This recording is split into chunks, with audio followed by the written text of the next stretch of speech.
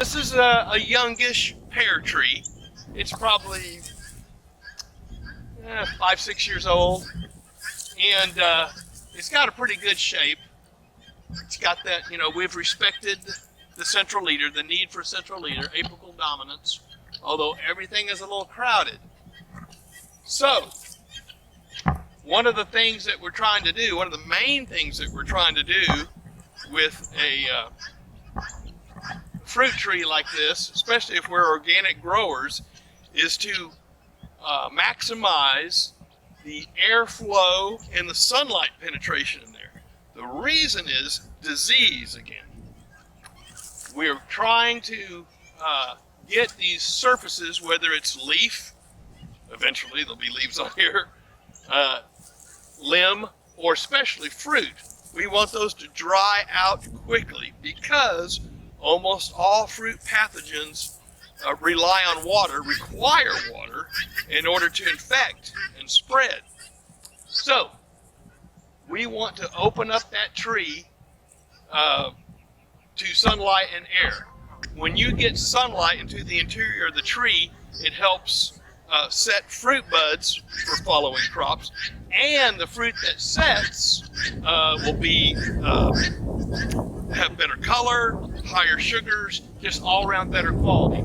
So my primary consideration as an organic grower is to get the sunlight and air in there for diseases. I want to dry out the surfaces so diseases can't get a foothold, but we're also accomplishing other horticultural goals when we do that. So when we look at this tree, then we can see a lot of things that are kind of growing up or back into the tree. And so that's an easy thing to prune out. After we've taken out, very first, the diseased or damaged wood, and I see none in this tree, then we're going to go through and cut back stuff that's growing back into the tree. So look right here. See, that's going straight up. You see that?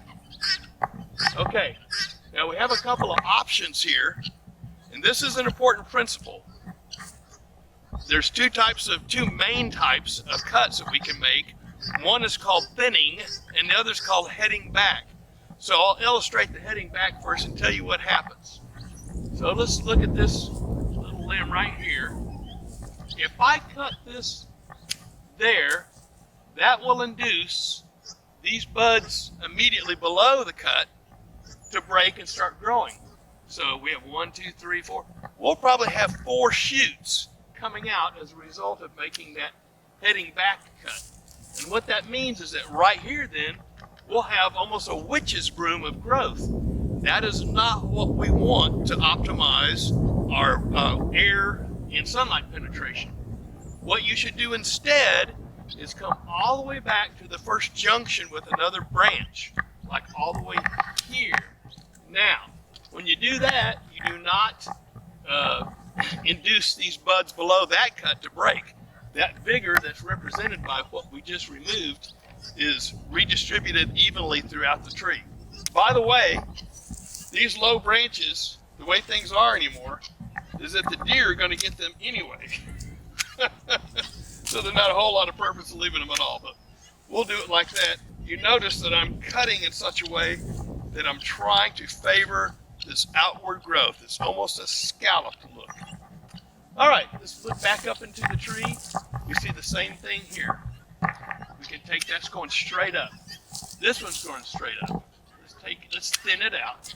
We'll keep everything going out. Here's another one, growing right up into the tree. So we're going to take most of these out. Here's a nice little rule of thumb. The old rule of thumb is that a robin or a similar sized bird should be able to fly through here. So things are just a little bit too thick still. So let's take this one. It's going back up and into the tree. We want to respect the tree's need for a central leader. So when we cut things out, we're not going to cut out this central leader. We might cut out some other things, but not that. I'm doing the same thing. I'm just cutting to those branches that are trying to grow back into the center of the tree. Just taking them out.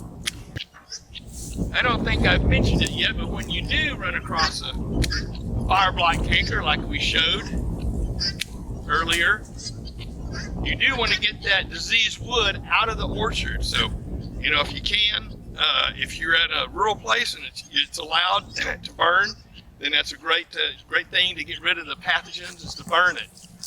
But otherwise, at least get it out of the orchard so it doesn't perform as a source for further disease. All right, here's another good example right here. We got 3 kind of upright growing branches. They all have some fruit spurs on them, so I hate to take too many, but this one's growing back up into the tree. This one, the fruit spurs are down here, so let's take some of that upward growing stuff.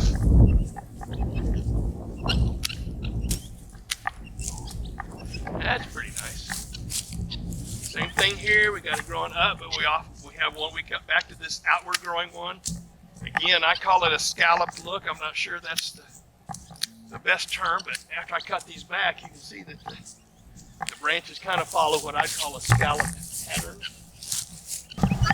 Okay, we have some branches here that are actually rubbing, and we know we can't have that. And by the way, eventually when you have fruit on here, you don't want the fruit even touching. We've got stuff that's growing right up and competing. That central leader here, stuff growing back into the tree. That's an easy target to remove.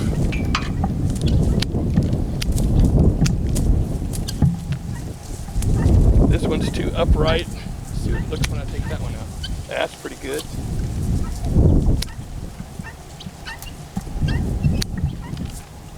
We're looking pretty good here. This one's a little too crowded in there. It's looking pretty good, folks.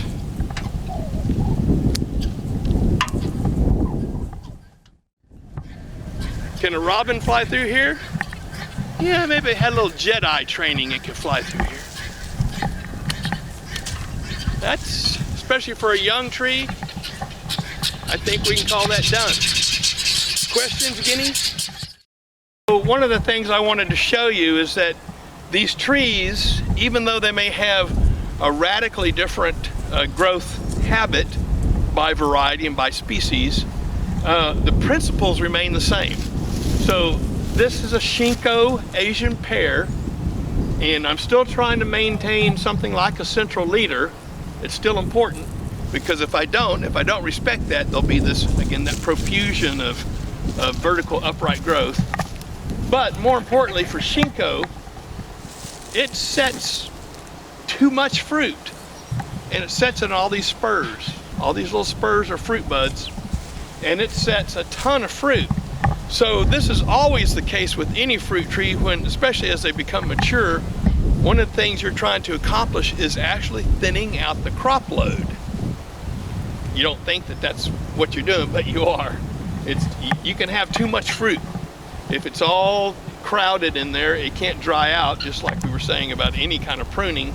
But if the fruit's touching similarly to the, not getting enough air and light in there, there's going to be incomplete drying. And if I ever see any rot on these Chincos, it's where 2 fruit are touching. It'll be right where they're touching. You have to think about, you don't want that fruit touching. It's going to be, as round as a baseball at least. And so you be thinning that. One of the ways that the commercial growers use with older trees, I actually rake the bottom of the limb to knock off excess spurs. And I've already done that on this tree, so I can't show that to you. But still, after that, after you've gone through and taken out some of these old spurs, all the principles remain the same. You still want to have it thin enough so that a robin, this theoretical robin we keep talking about, can fly through there. This also is an Asian pear. This one's called Korean Giant. And I just want to point out that radically different tree growth habit than the Chico we were just looking at. But again, the principles have to be the same. So this one really wants to shoot for the sky, and I'm always trying to bring them down. And it becomes a little more difficult because every time I cut an upright shoot, the tree's going to respond with a bunch of these upright shoots. But still, even though it's different, you're going to, the same principles abide. This is a European pear. It's called Magnus, and it just, by virtue of what it is, who it is, its variety, it just puts out these nice broad crotch angles. We haven't really talked about this up until now, but if you had a choice and you had to take out some wood anyway, something that's at a real acute angle will have occluded bark in there at that crotch, and then with the subsequent crop load or even ice load, it can split out. I don't see it happening very much, but it does happen. And so with choices between this broad crotch angle here or something that's more acute, you know, like a sharp V, you'd take that broad, you'd cut out the V and leave the broader angle. We've been talking a lot about pears, but I just wanted to show you this apple. Same principles. I've allowed a little bit of upright growth back into the tree. Why? Because there was a lot of space, plenty of space for that hypothetical robin to fly through. So it's not a hard and fast rule that you have to take everything growing up or back into the tree. The whole point is that you have to open up the tree. If it's not open enough, then those are the first things you take, are the upright and growth that's growing back into the tree.